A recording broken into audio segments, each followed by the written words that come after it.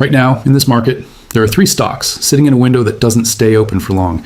The kind of window where the price is low, the value is high, and the people who move before the crowd are the ones who win.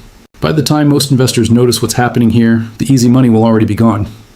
Stay with me all the way through because the number 1 pick on this list is the one I'm most excited about, and I don't want you to miss it. Welcome to Market Authority. This channel exists to help regular investors think like serious investors. We dig into real numbers, explain what they actually mean, and help you build the kind of thinking that creates long-term wealth. If that's what you're looking for, subscribe to Market Authority right now so you never miss a breakdown like this one. Before we name any stock, I want to give you one idea that changes how you see everything we cover today. Most people think investing is about picking the right stock. It's not. It's about the difference between price and value. Price is what you pay. Value is what you actually get. When price falls way below value, that's where real wealth gets built. Investors call that gap the margin of safety. Every stock on today's list has that gap wide open right now. The 3rd stock on our list is in a space that makes a lot of traditional investors uncomfortable. And that discomfort is exactly why the opportunity exists. An asset that is down 60% from its highs, with real fundamental usage growing at record levels, major institutions quietly buying it, and sitting at a technical level that historically precedes big recoveries. That combination is rare, but right now it's here. The asset is Ethereum, accessed through the iShares Ethereum Trust, ticker ETHA. ETHA trades like a regular stock on your brokerage account. No crypto wallet needed, no technical complexity. You can buy it, hold it, and trade options on it just like any other equity. And right now, the price of that access is at historically attractive levels. Ethereum itself has dropped roughly 60% from its 52-week high. The crypto fear and greed index is sitting around 12 out of 100. That's classified as extreme fear. And extreme fear in markets has historically been a better buying signal than a warning sign. When the crowd is terrified, assets get mispriced. And mispriced assets are where patient investors make their best entries. The momentum picture backs this up. The relative strength index on Ethereum is near the floor of the oversold zone. RSI below 30 tells you sellers have been in control so long and so aggressively that a mean reversion, a snapback toward the historical average, becomes statistically likely. You don't need to catch the exact bottom. You just need to be positioned before the reversal becomes obvious to everyone else. What really matters, though, is that the fundamentals underneath all this fear are actually getting stronger. Decentralized exchange volumes on Ethereum have doubled to around $20 billion. Active on-chain loans have crossed $28 billion. Ethereum controls 57% of all value locked in decentralized finance globally. No other blockchain is close. The largest wallet holders have flipped from selling to accumulating, which historically is one of the strongest leading signals of a bottom. Harvard University disclosed a new Ethereum position as recently as mid-February, adding institutional legitimacy to the setup. There's also a short squeeze building near the $2,200 level, where forced covering from short sellers could accelerate a move upward significantly, and Ethereum ETFs just broke a 4-week outflow streak, meaning institutional money is beginning to rotate back in. The risk here is real. This asset can stay under pressure longer than expected, and calling an exact bottom is impossible, but the risk to reward at current levels is as attractive as it's been in months for the patient investor. Now let's move to number 2, and this one will surprise people.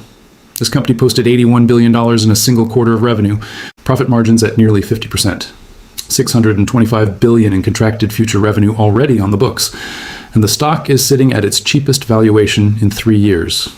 The reason it's down tells you everything about why this is such a compelling entry. The company is Microsoft, ticker MSFT. The market has been selling it not because the business is broken, but because Wall Street is reacting short-term to long-term investments. Microsoft has been spending heavily on AI infrastructure, data centers, compute, GPU hardware. The fear is that spending will pressure near-term margins. But here's what the market is completely missing. Microsoft isn't spending to create demand. It's spending because it already has more demand than it can serve. Azure, their cloud platform, grew 39% year over year. And the CFO said on the earnings call that with more GPU capacity, Azure growth would have been well above 39%. The only thing slowing Azure down is that Microsoft doesn't have enough infrastructure to serve all the customers trying to give them money. That is not a problem. That is a scaling opportunity being mispriced as a risk. The valuation makes the margin of safety crystal clear. Microsoft's trailing price to earnings is around 25 times. The 5-year average is 33 times. The 10-year average is over 31. The forward PE is roughly 23 times. You are buying the world's dominant software company at a discount to its own decade-long average and cheaper than the broader technology sector, something that almost never happens with Microsoft. The last time it was this cheap was 2022, which turned out to be one of the best tech buying opportunities in a decade. Revenue beat expectations last quarter. Earnings per share beat, operating income beat. Commercial bookings surged 230%. The backlog is growing, not shrinking. Free cash flow is among the strongest of any company on earth. The risk is that AI monetization takes longer than expected, or a competitor closes the enterprise gap. Those are real concerns worth monitoring, but the financial strength here gives you enormous cushion. Quality at a discount. That's the setup. Now for number one. This one is different from everything we've covered. It's not a blue-chip tech giant, and it's not a crypto product. This is a company that has spent 2 years quietly assembling the most ambitious vertical integration in the history of the American housing market. And the stock has barely started to price in what that means. The company is Rocket Companies, ticker RKT. And the first thing to understand is this is not the same company most people remember.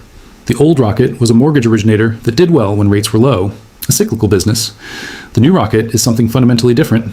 Over the past year, they acquired Redfin, the online home search platform used by millions every month, and Mr. Cooper, the largest independent mortgage servicer in the country. Combined with Rocket Mortgage, which already has the fastest loan closing times in the industry, you now have one end-to-end housing platform that owns every stage of the transaction. Here is how the flywheel works.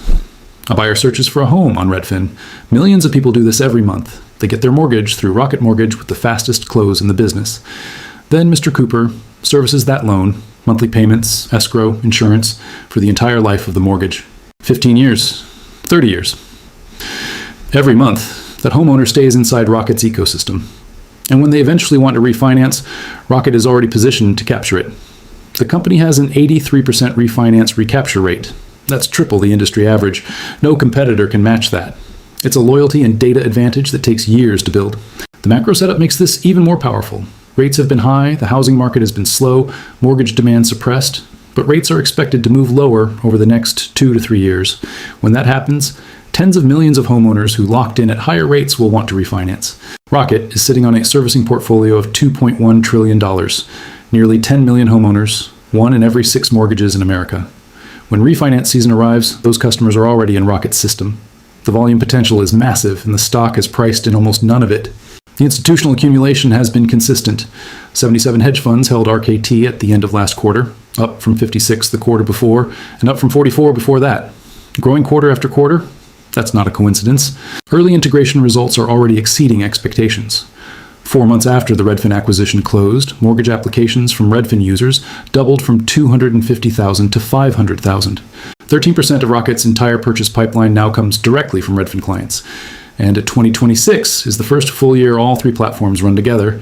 The compounding effect of that integration will show up in the numbers. And when it does, this stock will get re-rated. The risks are rate delays, elevated costs, and a slow housing market. But for the patient investor with a 2 to 3 year view, Rocket Companies is the most asymmetric opportunity on this list. Drop a comment below and tell us which of these 3 stocks you find most interesting: ETHA, MSFT, or RKT, and why. We rate every response. And if this video gave you value, share it with one person who is serious about building wealth. It helps Market Authority reach more investors who need this kind of content. Let's bring it home. 3 stocks, 3 different stories, 1 core principle. Price is not the same as value. ETHA gives you discounted exposure to a network with real economic activity, growing institutional backing, and a technical setup that historically precedes strong recoveries. MSFT is one of the greatest businesses ever built, priced at a decade-low valuation because the market is confusing a short-term spending cycle for a long-term problem.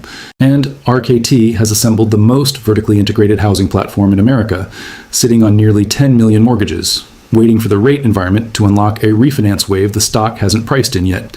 None of these are overnight trades. Real investing rewards patience, conviction, and understanding what you own. If you want more breakdowns like this, explore the other videos on this channel and stay with Market Authority. We'll keep bringing you the research and reasoning that helps you invest better. Everything in this video is strictly for educational and informational purposes only. Nothing here is financial advice or a recommendation to buy or sell any security. All investing involves risk, including the potential loss of principal. Always do your own research and consult a licensed financial professional before making any investment decision. Thank you for watching Market Authority. We'll see you in the next one.